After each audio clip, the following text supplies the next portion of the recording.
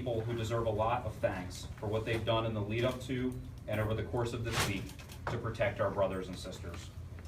I want to thank members of the transgender community who have courageously put themselves out there as spokespeople when that is not always easy in the face of vitriolic rhetoric at committee hearings, on the streets of Raleigh, and here today.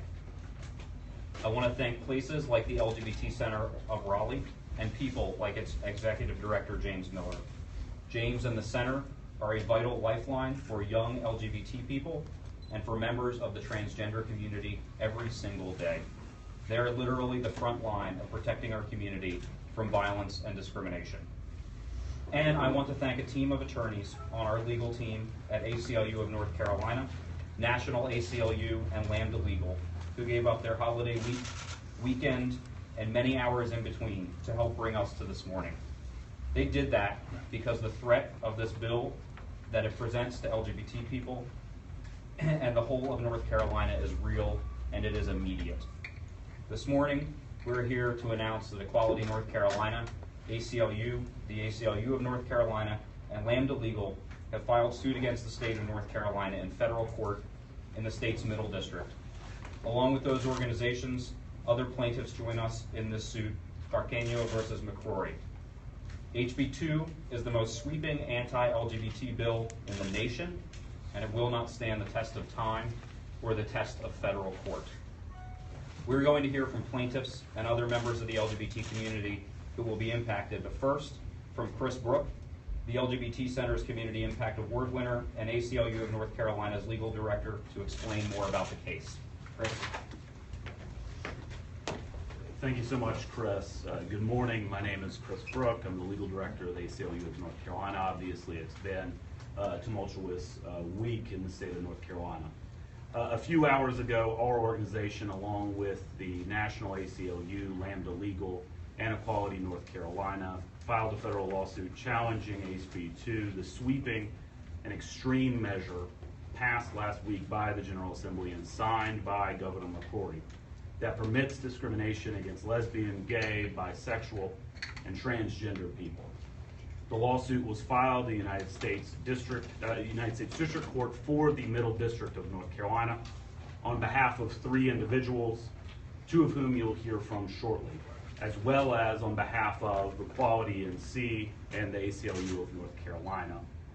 We are asking the court to overturn House Bill 2 because it is unconstitutional, because it violates the equal protection and due process clauses of the 14th Amendment, because it discriminates on the basis of sex and sexual orientation, and because it is an invasion of privacy for transgender men and transgender women.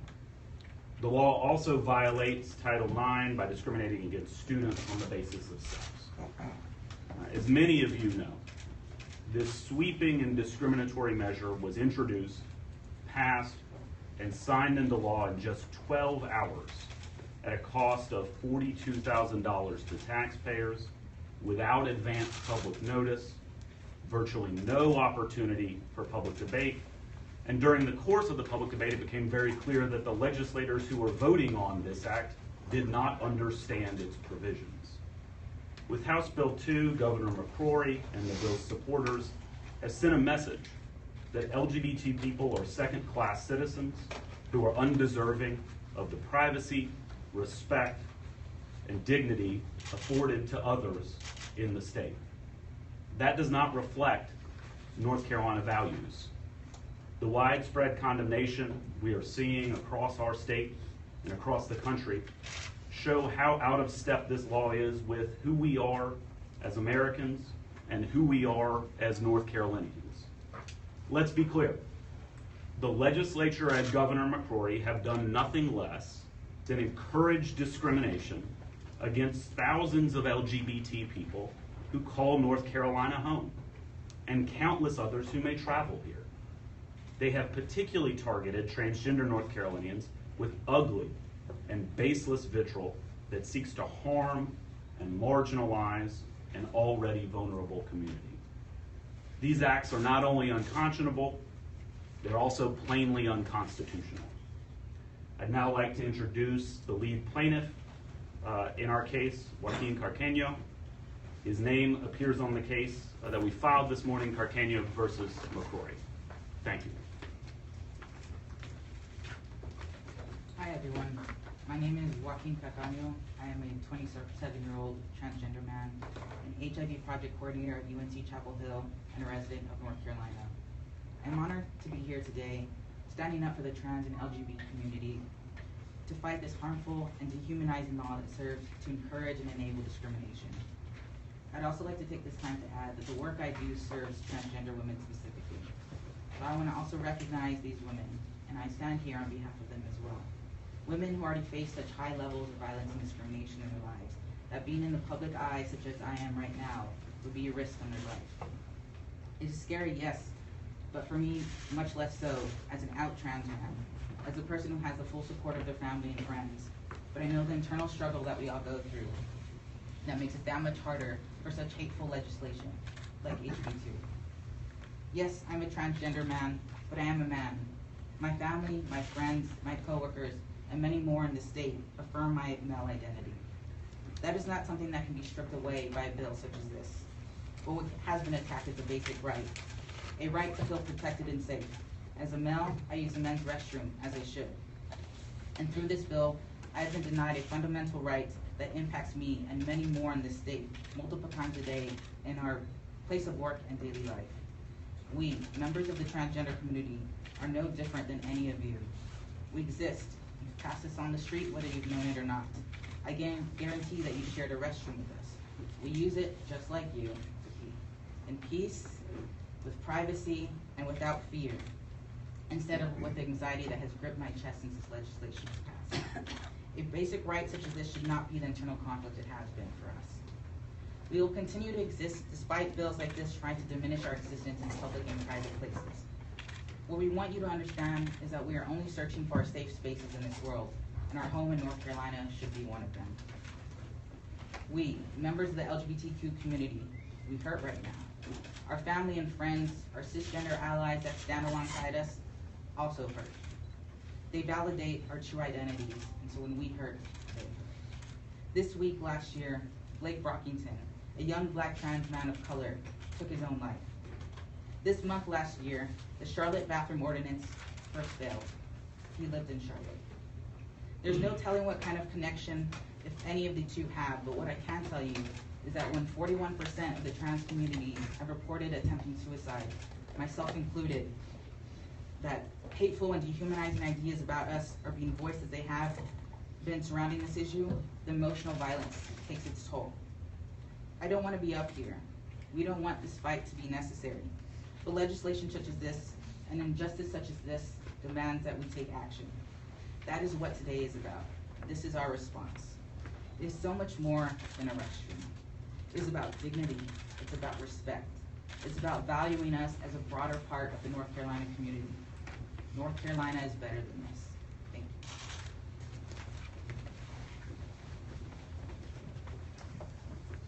you. Next up, we have Simone Bell from Lambda Legal. Good morning. My name is Simone Bell, and I'm the Regional Director for Lambda Legal in the South. We cover 10 southern states. I'm here because we stand with our brothers and sisters. We stand with our trans family, and we stand with our lesbian and gay family. You've heard the information. You know that Governor McCrory and that the legislature have erred on the side of fear and discrimination. They have failed to take the responsibility of erring on the side of decency. A decency that is something that we all have a right and access to. However, because of political pressure and because of partisan politics, they have gone on and taken the fear of few and stoked the fear of many.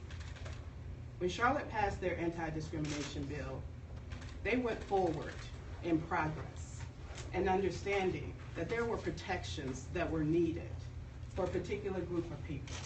Not special protections, but bringing Charlotte into the 21st century. Bringing Charlotte into a 21st century of progress on social and cultural areas.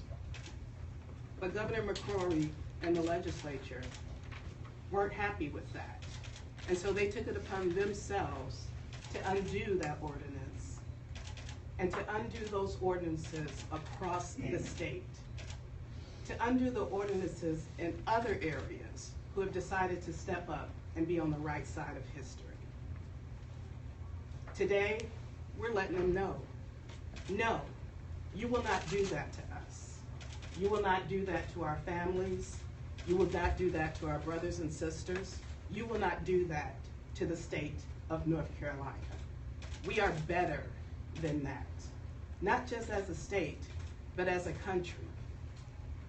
I stand here with our plaintiffs who are brave. Not brave because they stand here before you today, but brave because they stand and walk out of their houses every day being exactly who they were created to be. Under fear of retribution, under fear of discrimination, and even under fear of death. But these aren't unfounded fears, because these things happen. They're in the news every day. Unlike the fear that the legislature and Governor McCrory have stirred up. I served in the legislature in Georgia for 6 years. I'm the first out Black lesbian to be elected to a state house in the country. I know what goes on in the legislative chambers. I know the shenanigans, I know the political theater, and I know how lack of information and the speed of legislation is done for no other reason than for harm. When you put forth legislation, if it's good legislation that's really going to help someone, it needs to be the answer to a problem. It should not be legislation based on what if, the possibility of. In Georgia, we say the dog should not, we say the tail should not wag the dog. So we should be creating legislation that solves a problem, which is what Charlotte did, and which is what other municipalities have done. So let's be clear, y'all. This is not about a bathroom. This is not about a cake, and this is not about flowers at a wedding. This is about discrimination. This is about being afraid of where this world has gone and where we will continue to go. We will not allow Governor McCrory, the legislature of North Carolina, or any legislature across this country to use fear to divide us, to shut our mouths, and to make us think that we are less than. We stand here today shoulder to shoulder.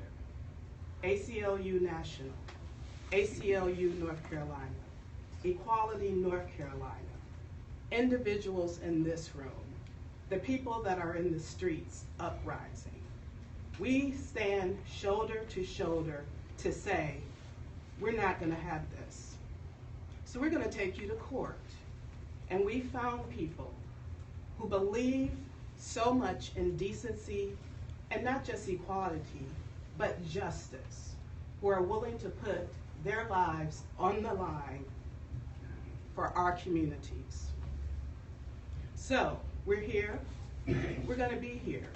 We're going to support the people in the streets. We're going to support the people across North Carolina who never asked for this.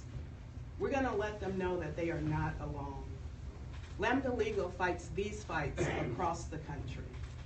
And again, being a legislator, I know that these are direct attacks on people's lives. We're going to see them as we have seen them across the country. I spoke with the legislator my last session. We were working on our own religious freedom bill. I went individually one-on-one to talk to my legislators on both sides of the aisle. I'm a person of religion. It's interesting when you can have that conversation with them and have the information to back it up. But he told me at that time, you might win on this, but you're not gonna win on the bathrooms. And I'm like, dude, what bathrooms? We don't even have legislation about bathrooms. And that let me know what was coming ahead. This is not rocket science. All we have to do is look at what's happening across this country to know that one Supreme Court decision has now pushed people into rolling back protections that we've had. Lamda Legal won't stand for it. Our communities won't stand for it. We know that North Carolina is a place of equality, justice, hard-working people. That's what we are as trans people, lesbian, and gay people. We just want to go to work, y'all. We just want to live our lives. We just want to be happy. And this particular bill stands in the way of us doing exactly that. How can you work somewhere and not have access to a restroom? How can you ask children to get an education but stand in fear of who might tell on them? Go to the restroom, do your business, and go on about your day. This is wrong. It should never have happened. The legislation was pushed. There was no debate. No seasoned legislator or attorney can read, analyze, and discuss legislation in 5 minutes. When that happens, you don't have time to look for the unintended consequences. But that's the point of the rush. It's all about chasing the information. If they were really serious about compromising and protecting everyone's rights, they would have taken the time to hold hearings, to hear from both sides, to have people at the table. But really, if they wanted to do the right thing, they would have left Charlotte alone and all the other municipalities. We're not going to take it. We're no longer afraid. We're going to stand up for our right to live in a just and free society. North Carolina is better than this. The legislature should be better than this, and our world is better than this. We're not going anywhere. Thank you. Next up, we'll have Angela Gilmore, an additional plaintiff. Good morning. My name is Angela Gilmore, and I am a university professor and administrator. My wife, who is also named Angela, and I live and work in Durham, North Carolina. 6 years ago, I accepted a one-year teaching position at Elon University School of Law in Greensboro. During that year, I fell in love with North Carolina, so I began looking for a job that would allow Angela and me to move here permanently. Fortunately, North Carolina Central University School of Law was looking for someone to teach courses that I taught, and they extended an offer to me to join the faculty. Angela and I had just made the last repair that needed to be made to our home in Hollywood, Florida, because we intended to live there indefinitely. However, the pull of North Carolina was so strong that Angela left a teaching job that she loved in Miami, Florida, and I tendered my resignation to the law school where I had taught for almost 20 years, and we moved to North Carolina. In North Carolina, and particularly in Durham, we found more than a home. We found a community. We live in the cul-de-sac of a small neighborhood, and we are a part of that community. We have informal conversations in the cul-de-sac with our neighbors. We attend kiddie birthday parties, and we watch each other's homes when someone is on vacation. Our neighborhood is exactly the kind of neighborhood that we were hoping that we would find. We are not the only African American family in our neighborhood, nor are we the only LGBT family. We also feel a part of the larger Durham community. We spend our weekends walking, jogging, or bike riding on the American Tobacco Trail. We attend performances at the DPAC, and we visit restaurants that have helped Durham earn its reputation as one of the foodiest small towns in the country. We've also given time to our community by volunteering at the food bank, the LGBTQ center, and several elementary schools. Being women of a certain age, my wife and I have started to think about retirement. In fact, we've been visiting small cities in North Carolina where we think we might want to live. However, HB2 has made us feel less welcome and less safe in North Carolina. HB2 is personal. It's a message to us from the legislature and the governor that we are not welcome here. It's also a message to Durham, our new home, not to do anything that will make us feel welcome and safe. North Carolina is our home and our community. And when someone, anyone, threatens your home, you have to respond. And that is why I am part of this lawsuit. Thank you. Next, we'll have Elaine Martin, a former Equality North Carolina board member and Charlotte resident. Good morning, everyone. My name is Elaine Martin, and I'm honored and proud to be here to speak on behalf of the transgender community and the broader LGBT community, and especially for those who can't be here to speak publicly for fear of losing their jobs. But that's for another day. I'm also outraged and hurt.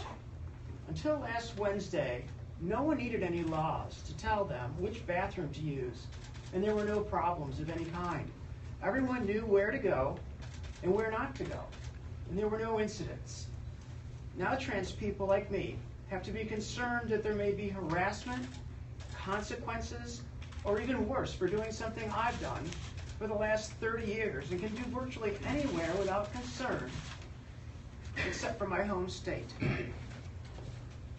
Now I can be subject to the worst kind of humiliation that I can imagine, even though trans people have gone completely unnoticed in restrooms until last Wednesday.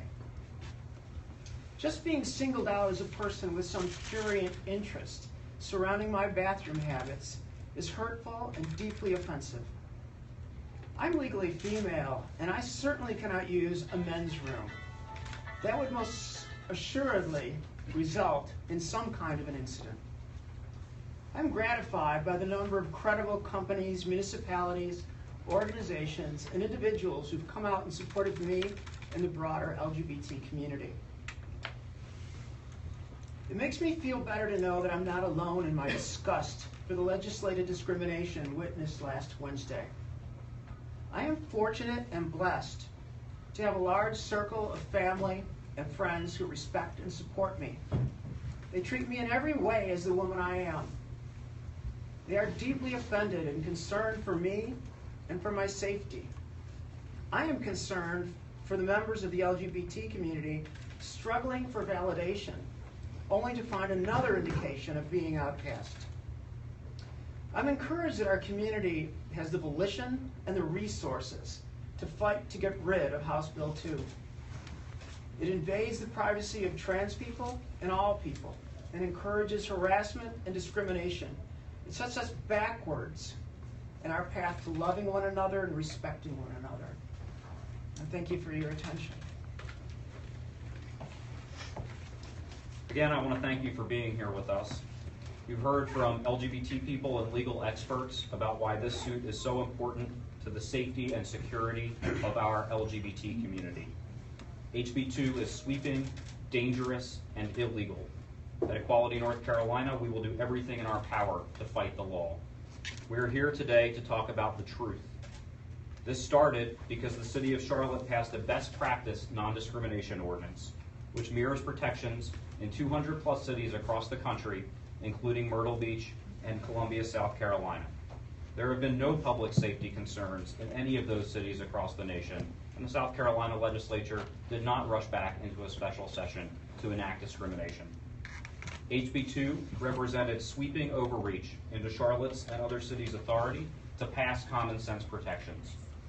When the NCGA came back in an act of political grandstanding at a $42,000 cost to taxpayers, they put my community, the reputation of our state, and many other vital protections on the line because they thought they might win a few extra votes.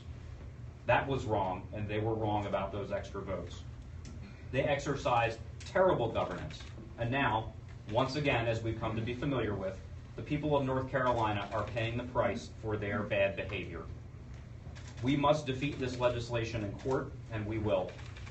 And in the meantime, the incredible backlash from the business community here and across the nation is underway, with a list of major employers too long to track, opposing and threatening to leave our state. So while we fight in court, and we will win, I'm also calling on Governor McCrory and the North Carolina General Assembly. Governor McCrory, you have made a mess of our state. It's incumbent upon you to clean up your mess, North Carolina General Assembly and Governor McCrory, in the short session. Equality North Carolina and others are asking that the first order of business on April 25th be for the North Carolina General Assembly to repeal House Bill 2 while we fight it in court.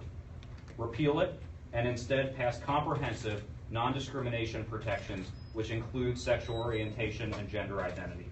Restore North Carolina to a place of fairness for all, and restore our image in the national conscience and make businesses safe to operate in North Carolina. Thanks again to our legal team and plaintiffs for standing up for the rights and lives of gay and transgender North Carolinians in Carqueño versus McCrory. We're going to take formal questions and answers now. If you have a certain person that you want to direct your question to, we can take that. Otherwise, I'll try to help facilitate. After that, all the speakers will be available for one-on-one media interviews. Questions? Gary. Chris, it's no doubt that you support Roy Cooper as to be governor next year. He is a defendant in this case. Would you call on him not to defend this lawsuit, or should he give it to another attorney or an outside counsel? I'm going to let the Attorney General speak for himself on that issue.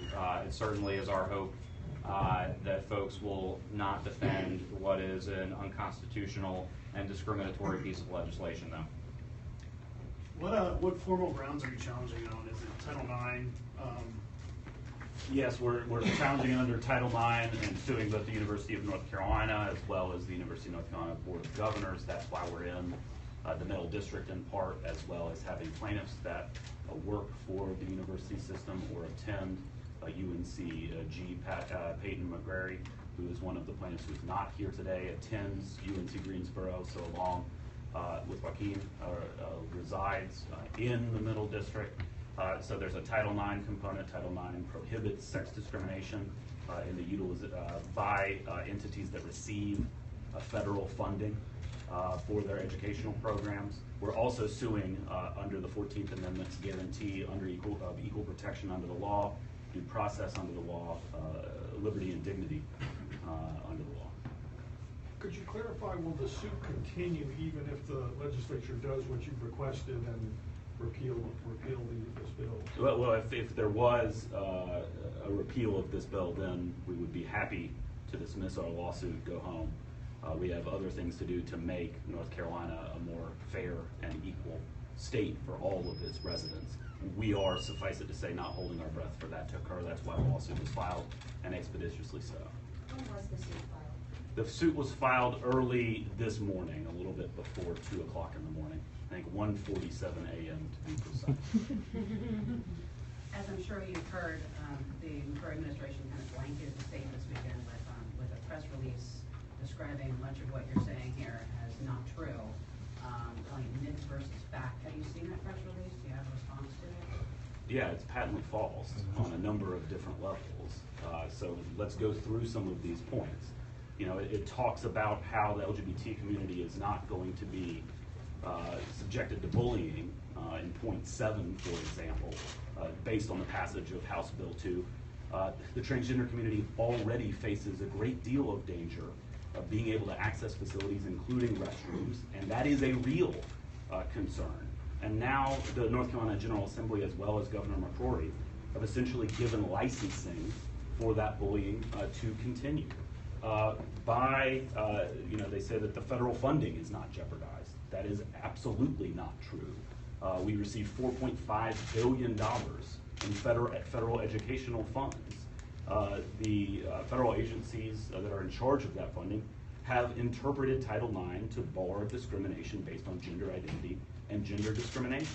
So, we're putting $4.5 billion at stake to score political points by marginalizing an already marginalized community. I mean, point 13 about it affecting our ability to recruit jobs. I mean, I don't know that we can really have a real debate about that. We've seen what's happened in the past 5 days from employers throughout the state who have reacted with horror at making North Carolina a less hospitable place for its residents, as well as a less hospitable place to do business. The facts speak for themselves here. I want to add to that I agree with everything that Chris just said in terms of the factless nature of that press release. The other piece is, I'm curious as to why, if Governor McCrory were so concerned about having a conversation about myths and facts of an important piece of legislation, why he was willing to sign it so quickly after such hurried and thoughtless debate on the floor. If there was to be consideration, it should have happened within the legislative process, not as spin after the fact. Other questions? Procedurally, obviously you're looking for the courts to overturn this law. Would there be anything related to a stay in terms of while the court is considering the measure? A stay pursuant to what? Pursuant to not allowing the law to take effect. Well, we are going to review all of our options here. We might, it's possible that we would seek a temporary restraining order. We also seek preliminary injunctive relief in the complaint that we filed. We anticipate following up with briefing on point. And the goal of that would be to prohibit at least certain portions of this legislation from remaining in effect, because as you've heard today from the plaintiffs who have spoken, it's already visiting harms on the LGBT community in the state. Question for either of both of you, Chris, is there's similar legislation in Minnesota. Georgia has a religious freedom bill. What does it say about the lawmakers across the country that these types of legislation are being presented and in some cases are being passed? So quick update on Georgia bill. They've announced they're going to veto Governor all just the- announced he's It's gonna vetoing veto. that one, but I'm talking mood. How do these things happen across the country? What does it say about the mood of state lawmakers in all 50 states? Yeah, I think that what we've seen are a handful of extremists introduce legislation in a number of states. That legislation has died now with the addition of Georgia in almost every state that it's been introduced in, except for here. I don't think that that's on the backs or at the hands of every single member of the North Carolina General Assembly. But when you are thoughtless and you rush things through, as they sought to do in an expensive special session, you end up not having the opportunity to take the time necessary to hear from all of the different concerned parties, which is what happened in other states, and why no legislation has passed this session in those other states. So really, the North Carolina General Assembly was negligent, and Governor McCrory was negligent in their rush to sign this, and I believe it's because the governor knew what the consequences were going to be and thought that maybe nobody would be paying attention, that he would just sneak this through. That's not what happened, and now he's having to clean up his own mess. So I'm going to be the spy in the room, which is how I saw myself in the legislature. This is model legislation. This is not something that's happening in a vacuum. This is the powers that be getting together and saying, we can't handle progress. So that's why you see it from state to state. The way the process works is you try it in one state, you listen to the opposition's arguments, you go back to the table, and you try to write a bill that circumvents those arguments. So no, this is not something that's isolated. If you look at any type of legislation that's passing across the country, it's all the same. As it relates to budgets, as it relates to education, as it relates to transportation, and as it relates to lesbian, gay, bisexual, and transgender people. This is a movement, and it's gonna continue to happen. unless we are in the streets as we have been in so many states. What has happened in Georgia can happen in North Carolina. What will happen in North Carolina can happen in Tennessee. Whatever is happening in Tennessee can happen in Arizona. We go to meetings of all legislators across the country all year, and we share notes about what works and what doesn't work. We have a responsibility to stand in the face of those model pieces of legislation and say, you will not do this to our country. So it doesn't surprise you to see these kind of laws? Oh, in absolutely local not. states? Absolutely not. It's not rocket science. It's very transparent. It happens. We get the list of, these are the things we want you to push forward from different corporations, from different lobbying groups, and they say, this is what we want to push forward. Oftentimes, our communities are saying, we need legislation that protects us because these are the things that have been happening. So no, they're not individual and they're not isolated.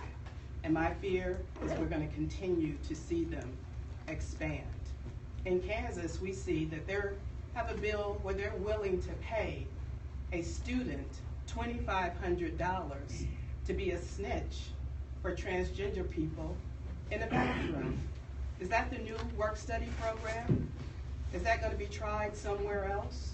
We don't know, but we need to stand ready for that. Other questions? Speaking of other states, are y'all aware of any type of precedent for this legal challenge that may give some insight on how this may shake out, or is North Carolina kind of in uncharted territory with this bill and how extreme it's been? I'm going to let Chris answer the legal component, but I will say that we sit in national coalition as we approach our in-state efforts, and I've heard from all of our national partners that this is the most sweeping and the most anti-LGBT bill that they've seen at least this session and in quite a while. So it is unique in how broad and damaging it is to our community. Yeah, and I'll just say a couple of things. I mean, first, the sweep of this bill and the sweep of it in regards to the LGBT community, but also in regards to the impact that it has on employment and public accommodations laws in the state. It's quite a bit broader, for example, than what was happening in Georgia and what got vetoed just now in Georgia. Even supporters of the measures in Georgia sought to highlight that what they were proposing was far more narrow than what was proposed here in North Carolina. I think it also merits mentioning that this is not a process that we've seen in other states. Again, Georgia provides a useful comparison where the process was not perfect, but there were obviously weeks for the legislature to hear from impacted parties on both sides of the debate, weeks for legislators to review the bill before voting on it. And in this case, the governor took weeks. By way of contrast, what happened here in North Carolina was a farce. The bill was adopted into law 12 hours after it was introduced. You had some folks on the floor during the legislative debate say you have 5 minutes to review the bill. Who can be proud of that sort of legislating? You had bill sponsors and authors arguing with other supporters about what the bill meant during the legislative process. This is not a model legislating, and is in stark contrast to what we've seen in other states. There's a case from the Supreme Court called Romer versus Evans from the 1990s where there was a state stripping of local protections for the lesbian, gay, and bisexual populations in the state. It is somewhat analogous to that. I mean, two things. First off, again, the sweep of this legislation is broader than that was struck down by the Supreme Court in Romer, first. Second, that was the 1990s. It's 25 years later, and North Carolina is going to go revisit that well. That's pretty disappointing. Okay, I think one more question, and then I want to make sure that y'all have a chance to individually talk with plaintiffs. So for Chris, you've been in a similar position before after Amendment 1 was passed. similarly filing a challenge to that.